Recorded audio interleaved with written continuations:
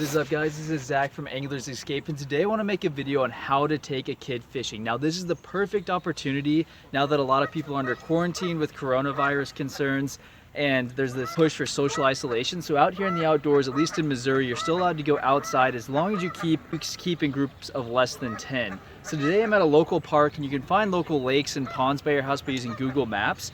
But today I'm going to show you guys how to take a kid fishing and kind of the basics. And the first thing you want to do if you're interested in taking someone fishing is get a rod and reel combo. Walmart is a great place to start. Dick's Sporting Goods and a lot of other stores have some other good combos, but you should be looking in the price range of about $20 to $30. And for kids, you really want this close-faced reels. You're going to get a lot less tangles. So they also have these spin cast reels. These are nice. They cast just a slightly farther, but you'll get a ton more tangles with the kids. So get these bait cast reels. I would recommend anything that's about 6 to 12 pound test line, and make sure it's pre-spooled. That'll make your life a lot easier.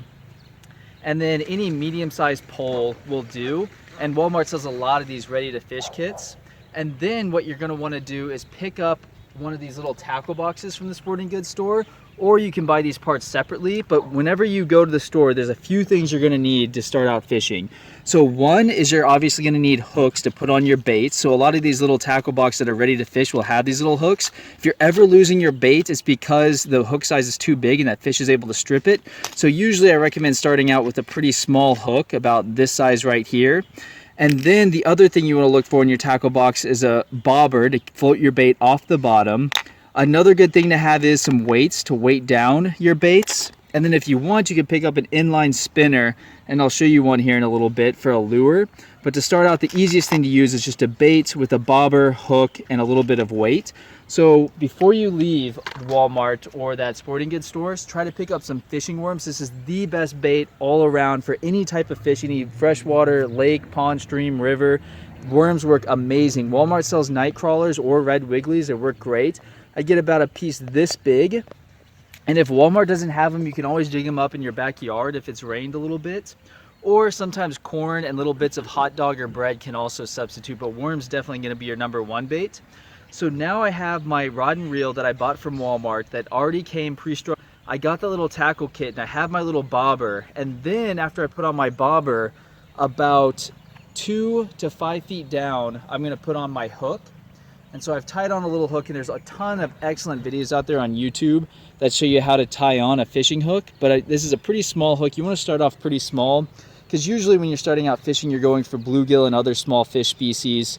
And if you use too big of a hook, they're just going to steal your bait. So I have this small hook here, and now I'm going to thread on my worm. This is about 1/3 of one of those night crawlers. And I'm just kind of threading them on, making sure it's going on to most of the hook and there's not a ton of worm exposed that isn't on the hook. And then I'm going to make sure at the very end that barb is exposed right there. So there's my baits. I got the hook and the worm on there. And then I add a little split shot, and you can just kind of push this onto your line about 1 foot up from my bait just to make sure it sinks down to the bottom.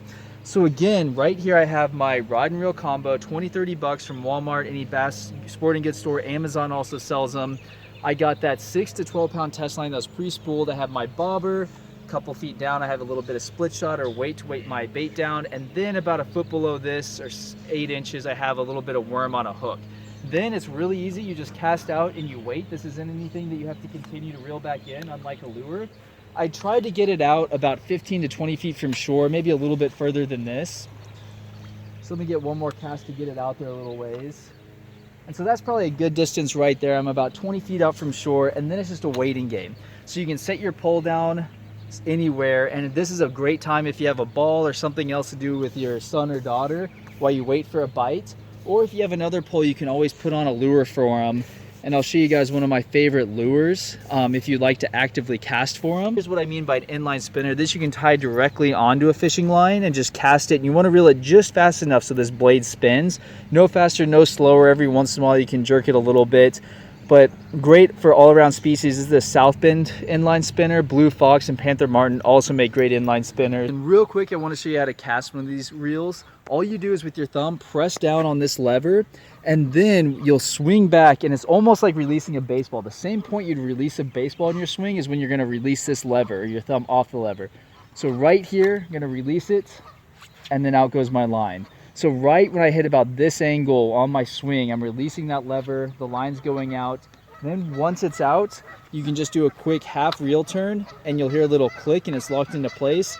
Now if a fish grabs it, it'll start taking drag, and you can set your drag tighter or looser by this little spin wheel right here. And now it's just a waiting game. If that bobber goes under, we have a fish on, and in the meantime we can toss a ball around or do something else. But if you're taking a kid fishing, this is definitely the setup to use. I've helped out and volunteered at a lot of kids fishing derbies. I'm the president of the University of Missouri-Kansas City Fishing Club, and we volunteered at several fishing derbies. Whenever we go, the main way we help kids catch fish is by using this setup. So we use some worm under a bobber. You can't go wrong. You can get these setups really cheap. And this is the perfect opportunity right now with a lot of people under quarantine. Kids are out of school.